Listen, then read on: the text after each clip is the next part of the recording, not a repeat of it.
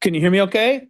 I can hear you okay, Lee. Thank you so much for talking to us today. How are you? Oh, thank you so much for having me on, man. I appreciate you.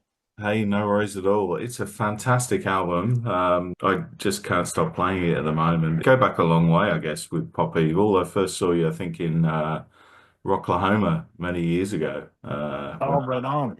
when you played there. But everything so far has been fantastic. I love the side effects video. That's been getting a lot of play down here. Um, That's awesome. Thank you so much for the kind words.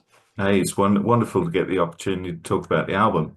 Pop Evil are one of those bands that I guess down under have always flown a little bit under the radar, but they're one of the bands that we'd recommend everyone catches up with. I mean, you've got so many classic songs that you build up over the years, such a vast, I guess, a set list that's just full of killer tracks. But this album takes me somewhere else, and there's some wonderful lyrics in there as well. Um, Yeah, interestingly, with the old catalog, it just feels like this is hmm, just a different era. I think after COVID there was some good that came out of that, and for Pop Evil especially, it was a new sense of kind of responsibility to just be better. Like even though we've had this success, it really feels like you said, we've been under the radar. Like we've kind of still been searching and waiting to find ourselves the right way, and a lot of that was on me. I lost my father in 2011, and it really sent me on a different journey. And as a writer, you can only write sometimes where your mind and your mental health lets you go, and I was so dark for so long that yeah, finally wrote, a third album, which was our big breakthrough record. And then, after that, it was more alt driven, man. I wanted to be in a more lighter space. I was just in a different spot, and then of course, pre-COVID, you saw elements of coming back to our rock metal roots with, Waking Lions, and I know that we've been talking about it, but we just didn't know, how we were going to go. Then we had some lineup changes and difference. Finally, back home with guys like Joey and Blake. That actually we were on our first tour with them in one of their other bands called Egypt Central. So to be with these guys, we've all known each other now. This is kind of like a brotherhood that's never really been there in Pop Evil. So it just once you get with guys that are really supportive of you, it led to the kind of this landscape or this situation where it was just healthy, and it was a chance where I could finally get some of that mental health stuff I'd been struggling with. I didn't even realize, for so long. And with the support of the band, I was able to kind of just go darker and deeper into that whole lyrically. And really was kind of just every time it got tough for me, I was just kind of just say, hey, this is gonna, someone else has to feel like I do. This is gonna help somebody. Let's just stay focused on it. And just kind of, just trusted the journey, and here we are. yeah. I mean, it's wonderfully put. It's obviously incredibly hard when you have I guess, a job like you do, where it takes you all over the place to sort of keep those family relationships. And I guess, there's a tendency to think that you're sort of missing out on time when a tragedy like that strikes. And I certainly know how you feel there. It, but and getting Blake on board, people like that, 2024, new members of the band.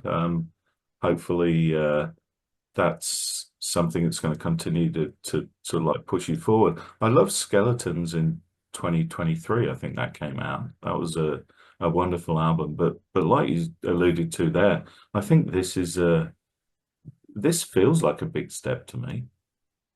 Yeah, I love hearing that because it did to us, and I think it was the transition of the past three albums, the Versatile album, which was kind of done just Yeah. before COVID, and then that led to, of course, Skeletons, finding the right producers that could kind of Mm. understand the vision where I wanted to take it, and then of course with the band evolving as well, new members coming in, Joey and Blake kind of understanding all the discussions, the late nights I had with those guys talking about where I wanted to take the music, and obviously now them being in the band, they were still kind of all new. Even though Blake wasn't in the band, he was behind the scenes a little bit. We were writing together a little bit. He was featured on a track, actually, with Devour the Day on the last record. And then now having Blake and Joey been in the band for a minute, it just was like, okay, I get it. This is what Lee's feeling. This is what we're feeling with it. Even a song like Criminal, I think Joey and Blake wrote for me, pitched it to me, and they're like, look, we just pretended we were you. We know kind of what you've been dealing with, and we wrote it from your perspective.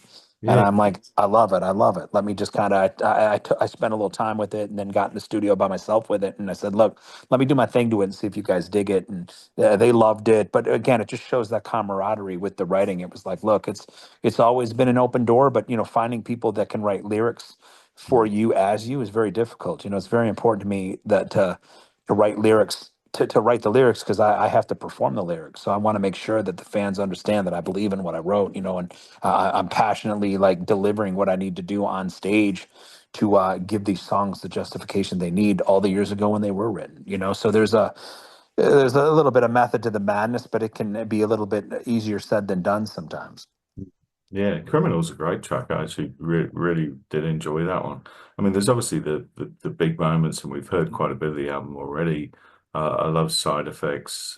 Wishful Thinking, I thought was a fantastic track as well. Can you tell me a bit about that one? I just wanted to explore a couple of them.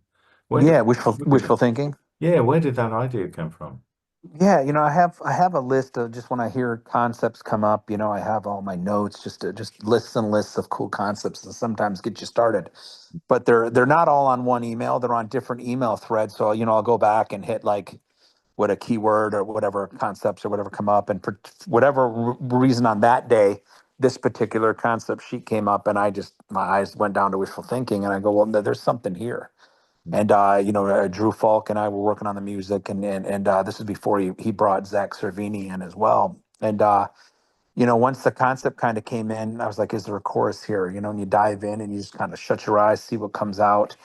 And then, the chorus was written pretty quickly. A lot of times the best songs seem to just spill out, very quickly. Half hour, next thing you know, 15 to 20 minutes, you got a chorus kind of at least the guts of it kind of dialed in. And, you're like, wow, this is special. Get up in the booth, drop the vocal. Wow, that's the sound.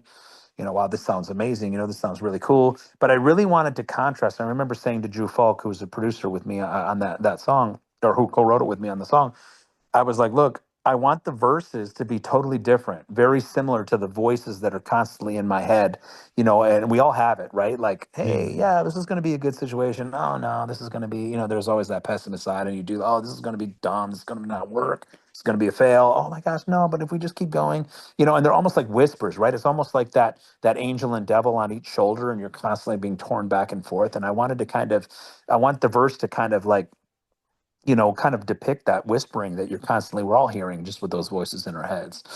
So when we started to dive into the verse, it was important for me to just sing it in my real voice. I mean, you don't get to hear, my normal voice and a lot of you just hear my pop evil voice, I call it, which is mm, just really kind of turned up, amped up.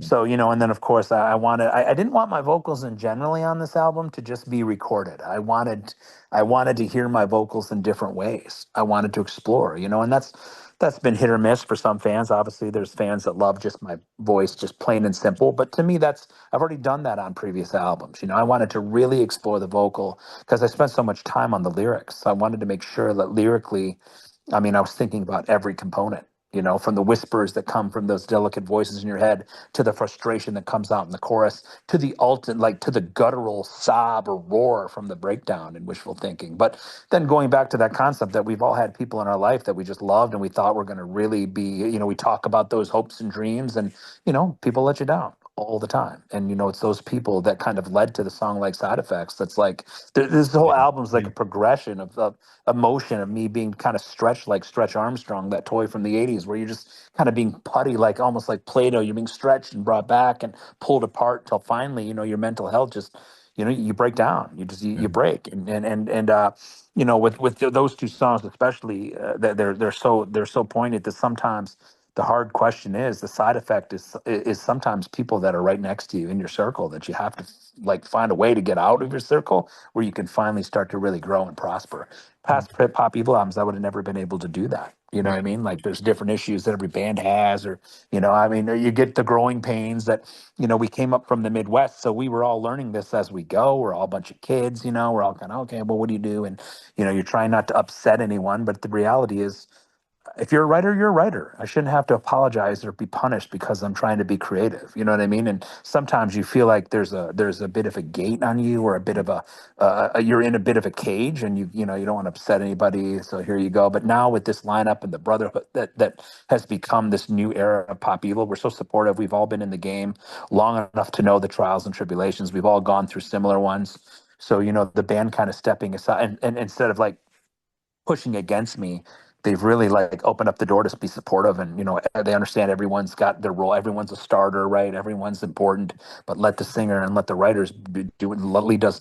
Almost let Lee do what he does. Yeah. And even though it's my band, and I've started the band since I was a kid, and blah blah blah, but it's still hasn't always. I think when you're the leader, you're always trying to step over your boundaries. You don't want to upset anybody. You want to be, hey, I got to be prim and proper, and you make this illusion that it's all perfect. And but it's not. And I think after COVID too, just we started to have those discussions of like we need to dig deeper into like what we're really going through. I mean, people will understand that and probably relate to that differently than just us having to keep. We kind of came up in the end of that era that was trying to keep that clean image all the time. You know what I mean? Like it's like, okay, well, look, we got to be this, we got to be this way.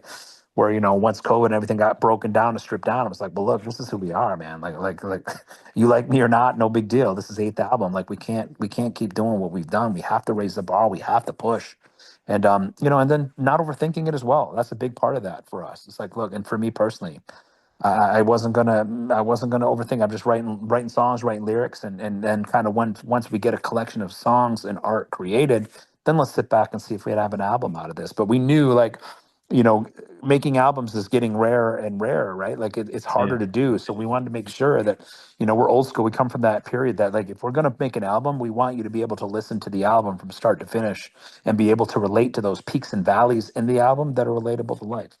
Hmm. I did wonder about, like, I mean, one of the things that I love about the album is the track listing. I think it flows beautifully, and I did wonder about that connection between wishful thinking and side effects because they seem to sort of explore a similar, I guess, territory and stuff that we all go through, as you say.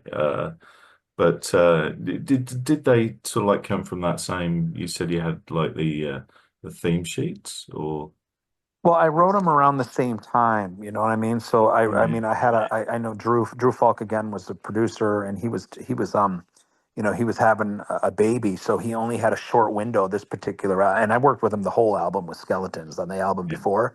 So I had a short window with Drew, and we knew that like, hey man, we gotta all guns blaring. We're not gonna. I think we only wrote three or four songs. We did three. We're only gonna do two, but Bullets That Miss kind of came out of nowhere, and I'm like, well, let's just see if it comes out. And that one was written really quick too. So we had, I think, maybe a 2 week window. We got three done, which is pretty incredible that we were able to get that.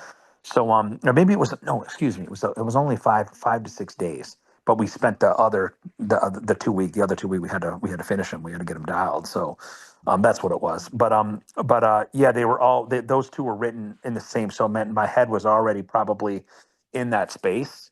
It's those people that let you down that lead to the wishful thinking. You know what I mean? And both those songs kind of were just going hand in hand. It just seemed like, therapy for me, especially. I mean, these two songs really shaped the record. I mean, before yeah, that, What Remains was done, and I knew we had some cool stuff, but like once wishful thinking and side effects were written, it was like, wow, like this could be arguably the biggest record we've done. Like we knew that it was a special record, because normally in the past of the pop evil, I mean, man, you don't get two of those songs on an album usually every time. It's not easy to do. So I mean, that would just kind of tip the iceberg that knew that like, okay, let's take this momentum and keep pushing. yeah. I think for me that's hit the nail on the head. That's how I hear it. I mean that those flow of songs from I guess from the very start, from the Bullet That Missed that you mentioned there, all the way through Death Walk, What Remains, Wishful Thinking, Side Effects. It's just constant. It's huge. It's it's a pleasure to listen to. It's got to be one of Thank the you. most important albums of the year. Um, Uh, you're Means taking a it. lot. You're taking it on the road in April and May, and a lot of festivals lined up as well. A lot of people are going to hear this, and I think a lot of people are going to be um, not just pleasantly surprised, but blown away by it. Yeah, it's overwhelming to hear her say it because we've been grinding on this for so long. But Mm. yeah, hopefully, I mean, it would be amazing if this album kind of spearheaded a little bit of different respect, did a little different attention for the band because we do feel like we've been kind of screaming from the mountaintops for years. But like I said, my personal journey has been a part of it now. Where now it seems like this new era leading moving forward. It's like we're just tipping the iceberg on what we're able to create. I mean, we're blessed and certainly grateful from the past success, but it's kind of steered us into the position now where we're at. And, we know kind of with some of that experimentation in the past, things that have worked and things that haven't for us. But definitely, our metal influence, especially with this new era of touring, which is the meet and greet. I mean, fans for as long as I can remember are always like, we want to hear the darker side. We want to hear the heavy side. We want to hear that metal influence pop evil. There's a reason why you're called pop evil. You got the evil end because it was always that melodic mixed with the guitars. That was always the plan. But when we started, it was a different time for heavy music. It's gotten only heavier, which is great. Obviously, the festivals have kind of combined more hard rock radio bands with the metal bands, and obviously we're all kind of influenced by each other. But it's been an awesome ride, and to think that finally now we're at a place where we really know kind of like what we want to do in a way. Obviously we have to kind of now do that, but we really want to focus on our identity and really want people to moving forward and understand like, wow, that's pop, okay, that's pop evil, or kind of let it catch up with the success we had, but at the same time not be afraid to push these boundaries moving forward. Yeah, I think this is the one. Like for someone who's sort of like heard everything as it's come out, I'd like the feeling I get with this is a feeling I've not had for a long time. I've loved the records, don't get me wrong, but there's just something about what remains that it is a new world for me. I think, I love that. yeah. Incredible. It's incredible to hear, because you spend a lot of time making art and you hope that it'll make a connection with someone, but the response is not. I mean, I've just did three other interviews before you, and everyone has spoken very like you. It's almost like I've had people with other albums. Oh, it's a great album. This is cool, but not quite like this. Every interview that I've had with people with this record is just it's just a different energy. So I am. Again, it's a little overwhelming. It's new turf for us. We've never really been down this road with it. So, I mean, obviously, all we can do is focus on touring it and let the cards fall where they may. But we're excited because there was a bit of a conservative approach too. Where like, I don't know, we could have even pushed it further, but we were like, look, let's not let's be smart about this and just keep let this be natural and organic. But at the same time, there's sometimes, man, albums when they have that special it factor, it's that moment in time, it's the right thing, and maybe that's the dream, right? As a band, to really catch an album that can do things and really have that and stand out in your career, and it'd be pretty special if this was the one for us. Yeah, all people need to do, I think, is listen. Let's take it all the way back. One of the things that always intrigues me is where the sort of like power and the energy and the commitment and the belief comes from. Was there a moment in your life when you knew that music was going to be something more than, I guess, a hobby or a part-time thing, when you knew it was actually going to be one of the driving forces in your life? Like, was You it? know, it's good questions. It's more like I don't look at it like that as much as I look at it like chapters, right? Like Hmm. if I go way, way back, there's that moment when I remember being really driven about wanting to hear my art on a CD, right? Like I just Yeah. wanted a CD and didn't know in those days you didn't know where you were going to go to do it, and found a place at this university that was about an hour and a half away and make the trek up there. And so that was a moment like spearheaded the next, right? Like that one I knew I wanted to hear. It didn't matter if I wanted was going to be famous or get a record deal. I wasn't really thinking of that as much as I wanted to just start it get it on a CD and play it for my buddies. Like what would they think?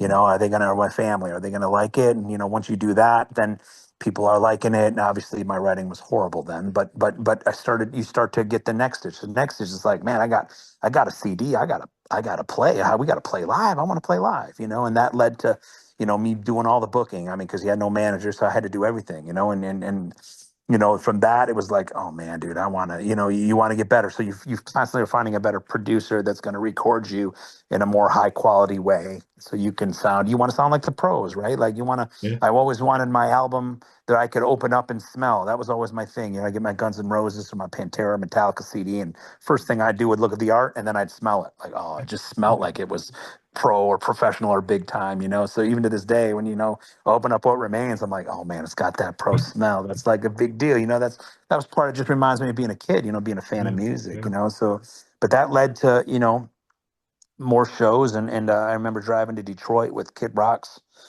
Kid Rock is then big at the time and doing his thing, and Eminem, and trying to get with some of those people that helped, do early demos and really break those guys, and luckily, I had that Detroit connection where, once I started recording, Pop Evil stuff with them, the demo suddenly got like real good. Suddenly it sounded like it was on the radio. I mean, it was sounding like we were on the radio before we were on the radio, and now people are like really getting blown away. And I remember going up to our local station, and the program director heard it, loved it, and gave us a chance. And next thing you know, it got, again, we were big fish in the small pond at this point. We were all college kids, so we were all young, and it was a different era, right? Like Yeah. there's no streaming at the point, so everyone was freaking out about the song. I think it got to number one at the radio station, and next thing you know, it catches the attention of our managers, and they want another song to us to release, and I was like, well, I don't got anything else, but I got a song I'm working on called 155.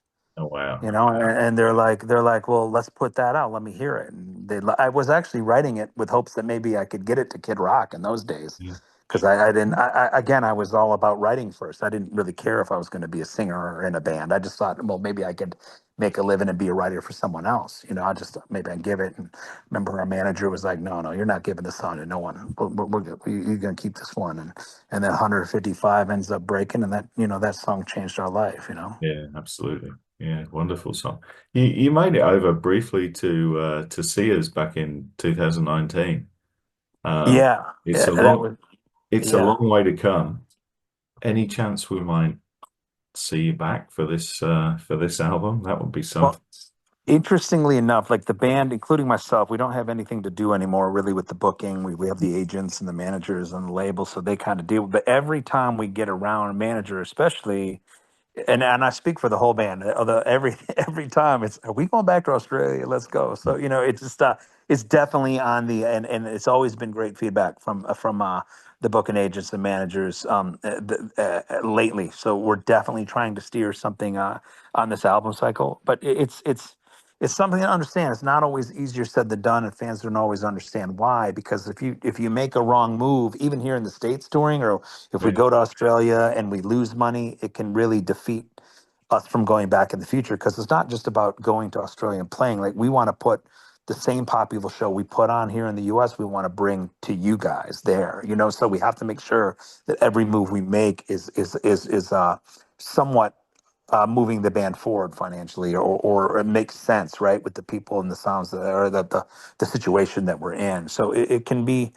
a little bit of a bit of a juggling act at times, but we and of course we always say, from the band member perspective, we don't care. That's y'all problem. We want to get there. Let's go. Because we had so much fun in 2019, yeah, and it was so awesome, and really got to, again, we didn't even know that the fans were, the response was just through the roof. I mean, it was just unbelievable. Arguably, probably one of the best countries we ever went to for the first time playing. It was a real eye-opening experience, and for me personally, I mean, Australia is such a pipe dream. I mean, I never thought I'd get to even go vacation there, let alone play our music there. So it's just got a special place, and I know our hearts for sure. And hopefully, this album cycle, like I said, we can create. We obviously see the momentum that's going on there. It's just unbelievable. Our fans in Australia, how fast it's been growing, and even seeing the awesome stuff that went on with the Falling in Reverse tour, just went there, sold out. yeah. I mean, seeing that stuff and Fantastic knowing numbers. Yeah, how hungry, but just how hungry Australia is for rock and metal, it's awesome, man. I mean, normally, like, we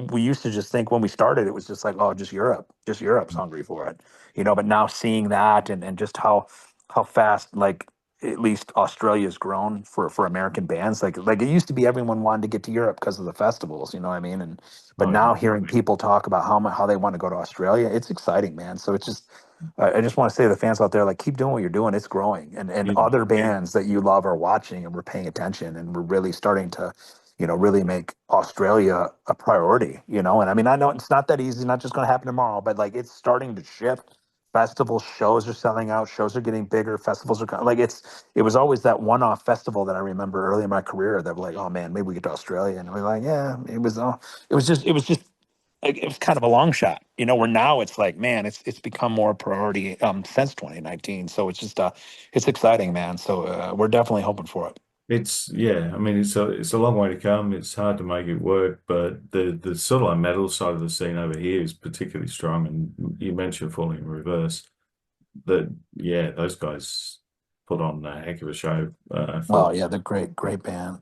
I've just got a couple more if we could close and then just do a tag for the radio. I think we've got a couple Yeah, of of left. course. Um, these are the two songs I've asked you. You're my 1,323rd interview over the 15 years we've been going. So I love it. there's quite a It's few. awesome. And Congratulations. I've asked every single person these two questions. So Yeah. one day there'll be a book. If you could have been a fly on the wall for the creation of any great album, just to see how that magic happened, what would you love to have seen? Oh Been, man, there's so many. Um, Let me think here. Depends on again my era, right? My chat. Obviously, there's some of those.